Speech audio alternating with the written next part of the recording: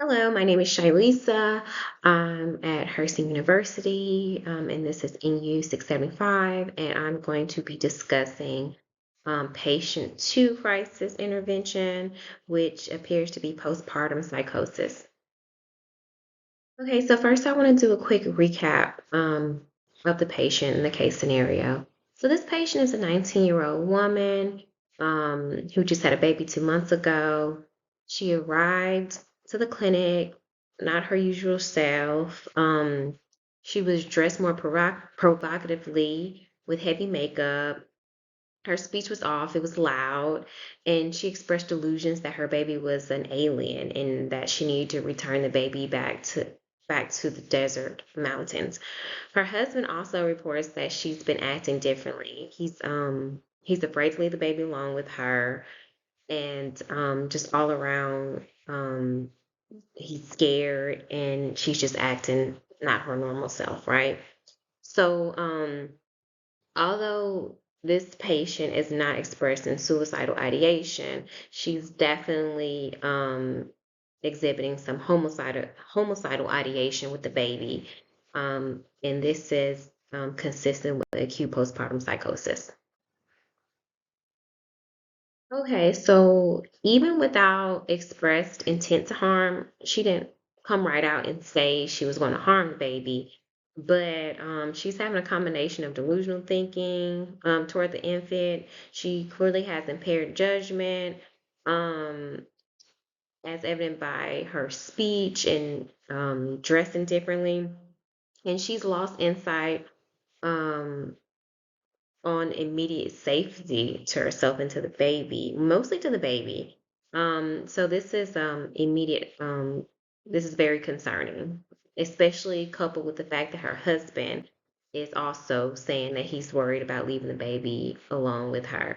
So this definitely meets the criteria for emergency psychiatric evaluation because she is saying she's going to give the baby back to the desert mountain, essentially harming the baby. That could be leaving the baby out in the wilderness.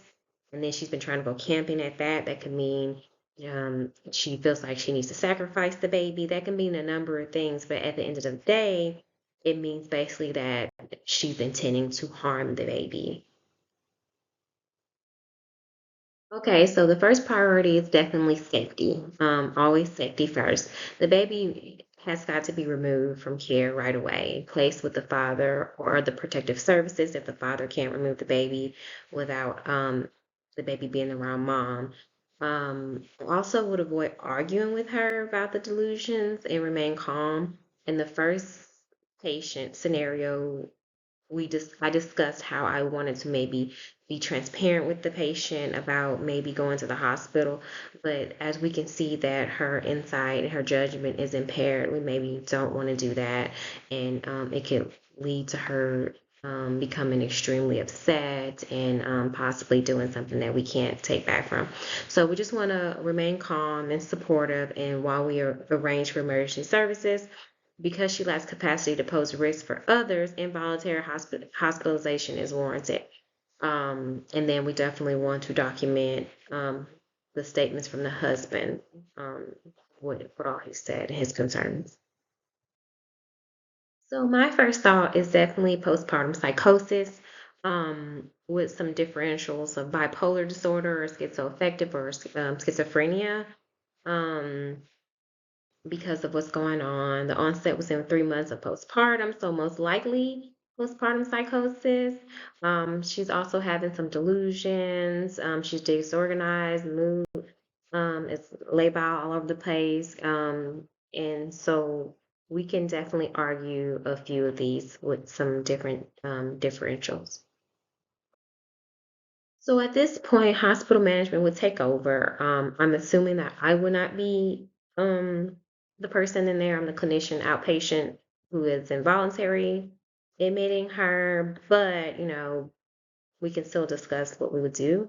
Once hospitalized, the treatment needs to be focused on rapid stabilization, maybe initiating some antipsychotic medications such as Haldol, or maybe a mood stabilizer like lithium if we're considering bipolar. Of course, with lithium, we have to monitor the thyroid, metabolic labs. If she's breastfeeding, she would need to discontinue breastfeeding, and basically maintain close observation for suicide or, you know, risk to harm somebody else. After stabilization, safety planning is vital. We have to make sure we are monitoring this mom and this baby. I would review early warning signs like insomnia, racing thoughts, unusual beliefs, and educate her and definitely the husband, maybe other family members about what to do if symptoms return. Family psychoeducation and coordination with the OBGYN, primary care, is definitely extremely important because we want to prevent relapse. Um, and then, a lot of resources say recognizing warning signs, everybody, not just the patient, the family involved, is key to preventing future crises. Course, and everything that we do, we definitely documentation is vital, but especially when we have risk to harm, when the patient has risk to harm themselves or somebody else. Every detail must be documented, including the patient's delusions. It must be documented verbatim actually. Statements, mental status findings, the husband's information. I will record rationales for the rationale for involuntary hold, note contacts with psychiatry and child protective services, and outline safety plans for both mother and infant. And then this is just ensures legal protection and continuity of care, continuity of care. I'm sorry. Um, and so I know CPS may seem a little bit far-fetched, especially since dad is okay, but we definitely want to get everybody involved just to get regular check-ins on this baby. We don't want anything to happen. We definitely want to prevent in this situation or any situation. All right, so in summary, this case required immediate action.